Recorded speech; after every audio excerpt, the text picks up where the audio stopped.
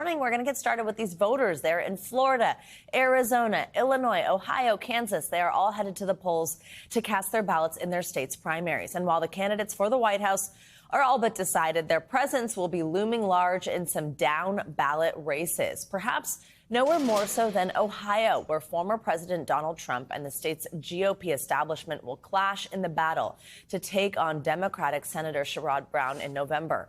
For more, we're joined by NBC News senior political editor Mark Murray. Mark, as always, great to see you. Thanks for being here. So help us break down this Ohio Senate primary. What do we need to know about the candidates, and what are you going to be watching out for today?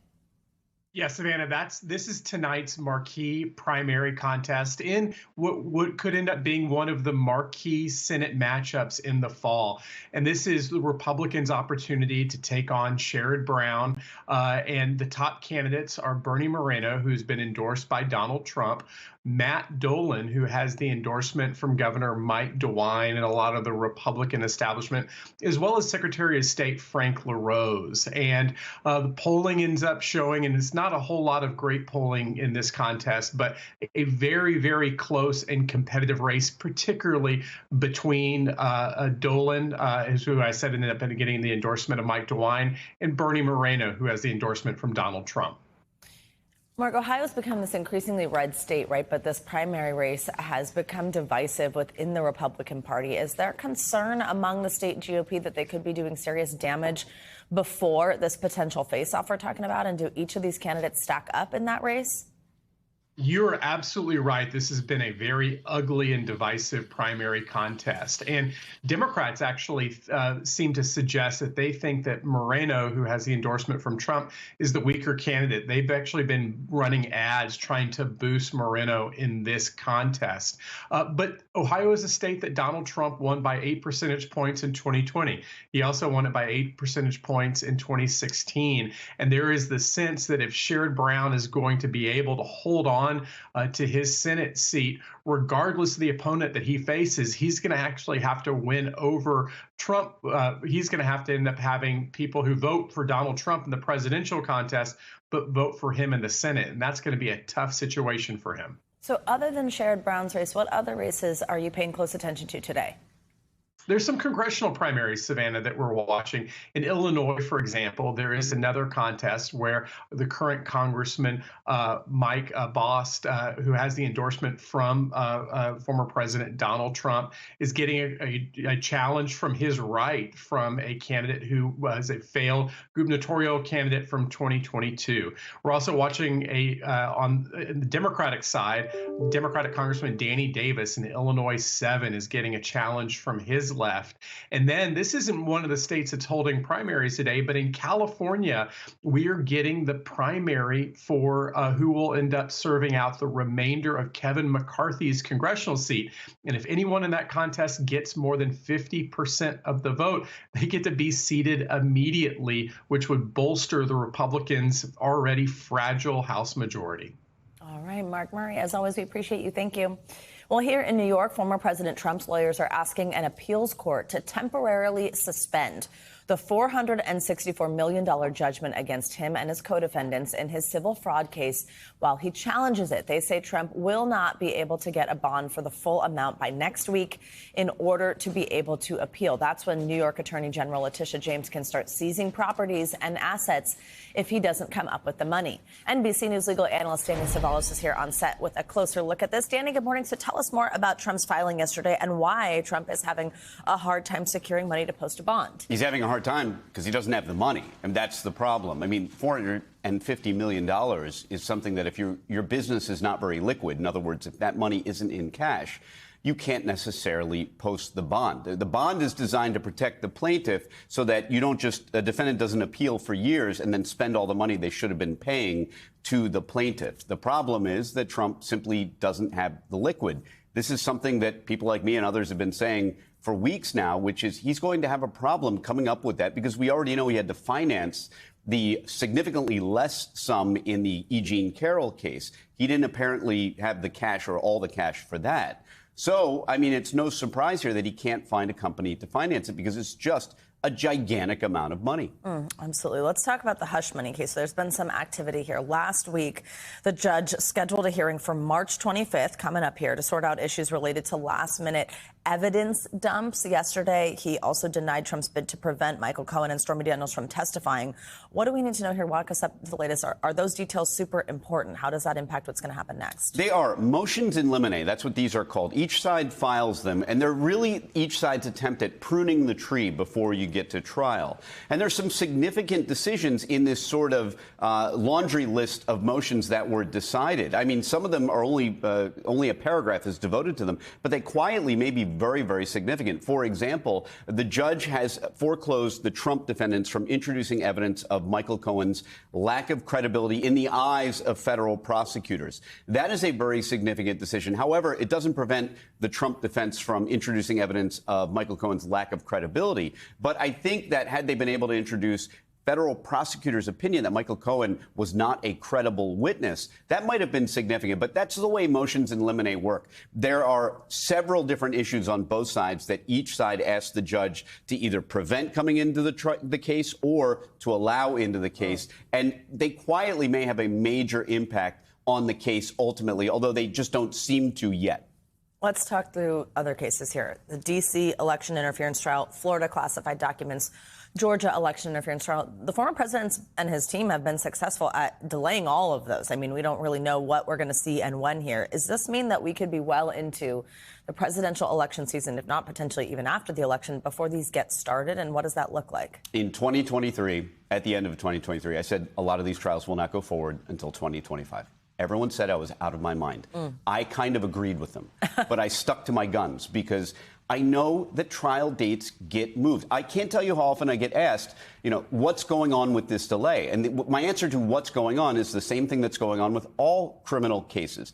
Unexpected things happen. Let me say two examples from just the last few months. If you'd told me in December of 2023 that a motion would be filed in the Fulton County, Georgia case that would derail it for 3 months based on a romantic relationship between prosecutors, I would have said that sounds nuts. But here we are. Things happen. And with these cases that are of such monumental importance, trial dates are going to get moved. That's why in 2023, it was reasonable to say that some of these cases not only would not get going until the election, but after the election and into 2025. And here we are. And of course, I couldn't point to a single thing that would delay it because you don't know what those things are. The prosecution romantic relationship motion, no one saw that coming. The hundreds of thousands of documents that the Southern District of New York apparently had, no one really saw that coming, although I argue that the party should have been aware. So you don't know, but delays happen. All right. Danny Ceballos, who's usually right. We should always listen to you. Not really. Thank you so much. Good to have you with us. Meanwhile, a former top Trump White House advisor is set to start serving prison time for refusing to testify before Congress about his involvement in efforts to overturn the 2020 presidential election.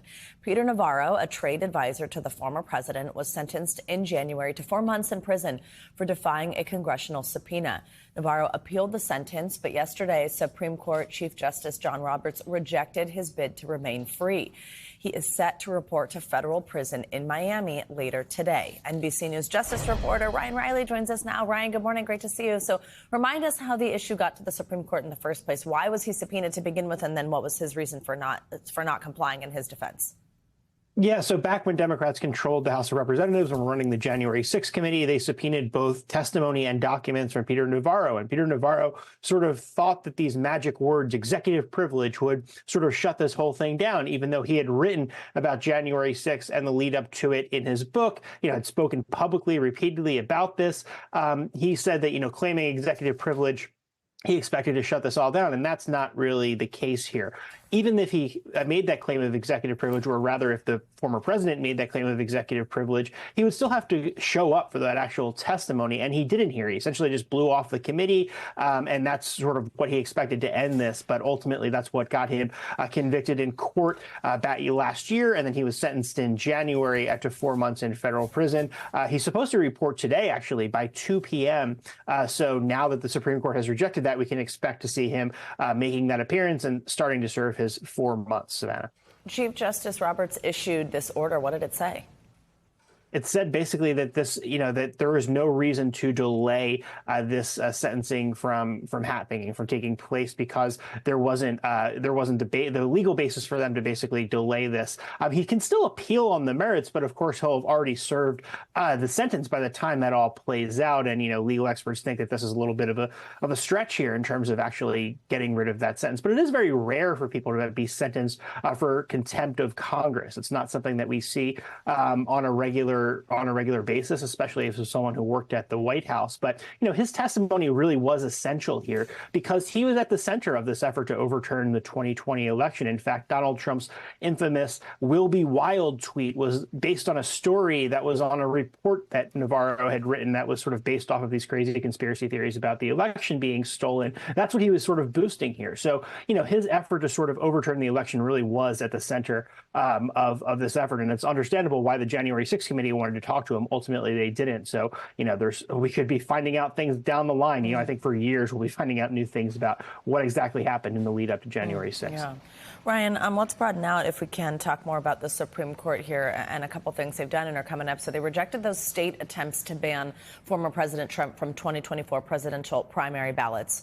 That was over his role on January 6th. Now they will be considering his immunity claims in his D.C. election interference case. Walk us through the pivotal role the Supreme Court could play this election year and what you're anticipating seeing. They really are playing a key role here. I mean, that case, even just the Supreme Court hearing that case is just a huge win for Trump. As you were talking about in the earlier segment, sort of this delay tactic has really paid off for the Trump campaign. We've seen that happen, over and over and over again. And it doesn't even seem clear at this point that any of the various criminal trials that he is facing are going to go to a trial. It's not a sure thing for sure before the election. The New York case involving the payoff to Stormy Daniels is supposed to happen in April now, but originally it was supposed to happen in 6 days from now. It was supposed to happen on March 25th. So there's always these new things that can happen and come up. So, the Supreme Court really will be at the center, especially of those federal cases, including both the documents case and as well as this interference in the election case that was brought by Jack Smith in D.C. Ryan Riley, thank you so much. Now let's get to the latest in the Israel-Hamas war. Israeli defense forces have once again raided Gaza's largest hospital, prompting President Joe Biden to warn Israeli Prime Minister Benjamin Netanyahu in a phone call on Monday that a planned ground invasion of Rafah without a humanitarian plan in place would be a mistake.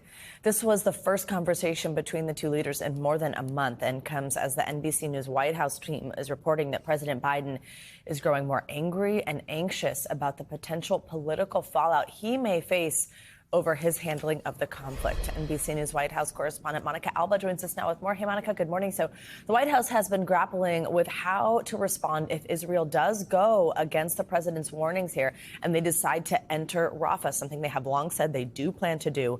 And that is if they do so without a humanitarian plan in place. How has Israel responded to that issue? Do they have a plan that includes keeping those millions of civilians safe? Well, the U.S. certainly hasn't seen it if a plan does indeed exist. And that is why the president is calling on the prime minister to be a little bit more upfront about what those details are and to discuss it. Israel maintains that they do have a way of trying to relocate these more than 1.5 million civilians who really fled to the south of Gaza because that's what they were told to do by Israel. But there just hasn't been proof of that in the international community. And that's why this next step, where they could potentially review some options for how this could work, will really be critical to determining how this actually goes if indeed an actual large-scale invasion of Rafah is imminent. Savannah. And Monica, a key outcome, as we understand from that call, is that Prime Minister Netanyahu agreed to send a delegation to Washington. And this is to try to understand more about what humanitarian plans could be possible, but also importantly for the U.S. to lay out an alternative approach when it comes to going after Hamas, because that, again, is why Israel is saying they have to go into this particular city, because that is where Hamas is. When is that meeting likely to take place, and does that mean that Israel will potentially slow their campaign in the meantime? Are they going to wait for this conversation, for this information, for these suggestions from the U.S. before taking any severe action?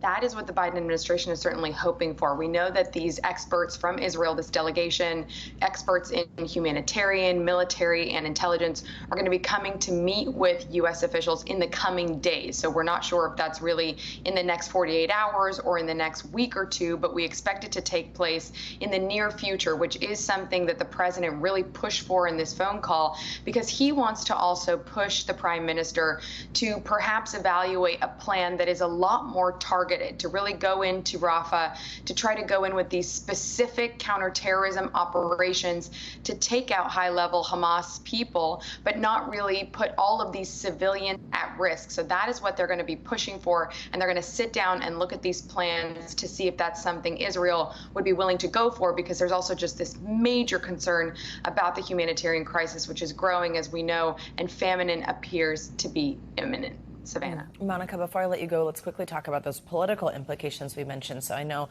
your team, the White House team, has some new reporting about President Biden's concerns on how this could impact the upcoming election. What can you tell us about that?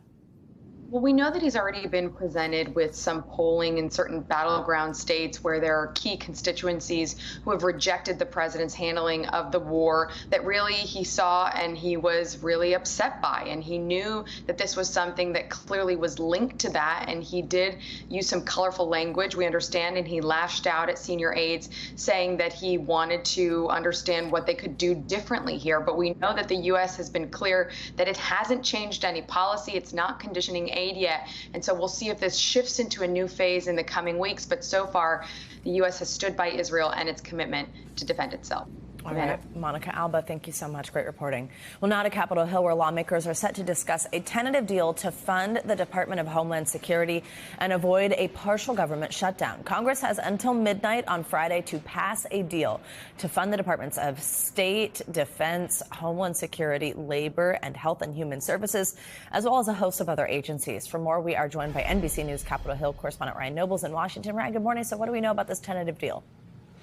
Well, it looks like lawmakers have a deal that's going to give them just enough time to get it passed by both the House and Senate and signed into law by that Friday deadline at midnight. It appears that the big hang-up here in these negotiations came around the Department of Homeland Security. And they, of course, is the department that is responsible for dealing with the southern border and the situation with the migrant crisis. House Republicans have been insistent that any additional funding to the Department of Homeland Security needs to be paired with significant policy changes that Democrats have largely been opposed to.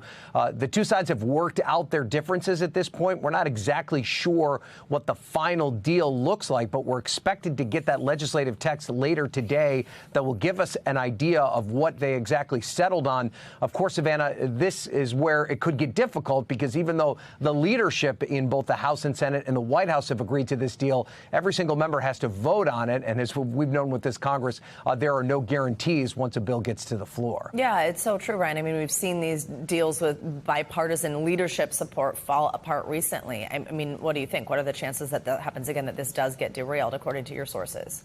Yeah, I mean, everybody seems pretty optimistic this time around, Savannah. And what we've seen with this new Speaker, Mike Johnson, is a willingness to avoid government shutdowns at all costs. Now, there could be some repercussions for him in that regard. It definitely means that if he puts this bill on the floor, it's going to require Democratic help in order to get over the finish line. It will likely have to be voted under suspension, which is a special procedural provision that requires 2/3 of members of the House to pass the legislation. So that means there could theoretically even be more Democrats than Republicans that support this bill. It was a maneuver like that that, of course, got the former Speaker Kevin McCarthy in trouble with the right-wing flank of the House of Representatives, and ultimately led to him being booted as Speaker of the House. This time around, conservatives don't seem to be as anxious to do the same to Mike Johnson, but we'll have to see what this legislation looks like and if it upsets them enough that they're willing to do something as dramatic as pushing Johnson out of office if he ends up supporting this package. And Ryan, quickly remind us what a partial shutdown could look like should this be derailed. Well, this particular partial government shutdown could have significant impacts across the country because it involves some of the most important departments that the federal government runs. Things like the State Department, the Pentagon, and of course, Homeland Security. From the Pentagon's perspective, it could mean that paychecks to active duty military members could be held up. And then from the Homeland Security aspect of it, of course, there is the situation at the southern border, which remains an ongoing crisis. But then also TSA falls under the Homeland Security banner. So that means every TSA agent that checks you in when you go to the airport could be in danger of their paychecks being held up. They still have to come to work because they are considered essential. In the past, though, when we've dealt with shutdowns like this, some TSA workers have called in sick. So there is a lot at stake here if they can't get this bill done by Friday at midnight. All right, Ryan Nobles, thank you so much. You know you'll be watching. Much of the country is kicking off the first official day of spring with wintry weather. Let's get a check on your morning news now weather with Angie Lassman, who's tracking freeze alerts in the south and more. Hey, Angie, good morning. Hey, good morning, Savannah. Yep, the calendar says spring, but the forecast outside across parts of the southeast definitely still says winter. We've got these freeze warnings in effect where you see that bright pink from Charlotte to Atlanta out towards Jackson and even into portions of Texas. We are waking up to some chilly conditions, needing the extra layer for sure. Temperatures right now hovering right around 30 in places like Huntsville, Bowling Green, Tuscaloosa sitting into the 20s right now. We've got Memphis at 32 degrees, Little Rock into the mid 30s, and even as far south as places like Georgia still sitting just barely into those 30s. We're going to continue to see these temperatures for a couple more hours before we start to rebound, and we will do just that here by the time we get into the afternoon hours, but we're not where we should be. Temperatures even this afternoon as we head to the 60s across this region, most spots will be running well below normal for this time of year. We're talking 5 to 10 degrees below where we should be. So Tuscaloosa will hit 60 degrees. Mobile ends up at 63 degrees. We've got Macon at 62 degrees. Temperatures, though, will quickly bounce back to where they should be here as we get into your Wednesday and your Thursday. We round out our work week even with some temperatures in places like Pensacola still into those low 70s. Brunswick will hit those low 70s all the way through the end of the work week as well. And speaking of wintry weather, we've got some lake effect snow that we're dealing with, some snow showers surrounding the Great Lakes. That's where we're going to see this system kind of work through the day today. It looks like the heaviest of that snow will be downwind of Lake Erie and Lake Ontario. We'll pick up a good amount of snow in some of those spots, and we'll still be dealing with a couple of these snow showers here and maybe even some rain across parts of the mid-Atlantic and coastal Northeast as we get through the day tomorrow. But we'll slowly but surely start to see that snow wrapping up here as we get into the later parts of our work week. In the meantime, though, picking up maybe an inch or two in some of the more widespread areas. But notice, again, downwind of the lake, 6 to even 8 inches of isolated snow accumulation is possible. By tomorrow, we'll look for some general thunderstorms across parts of the south, specifically Texas and Oklahoma. And we'll keep that forecast fairly quiet for the rest of the country as we look through the day today. Savannah, western warmth and plenty of sunshine through the middle of the country. Western warmth. Love to see it. All right, Angie, thank you so much. Thanks for watching. Stay updated about breaking news and top stories on the NBC News app or follow us on social media.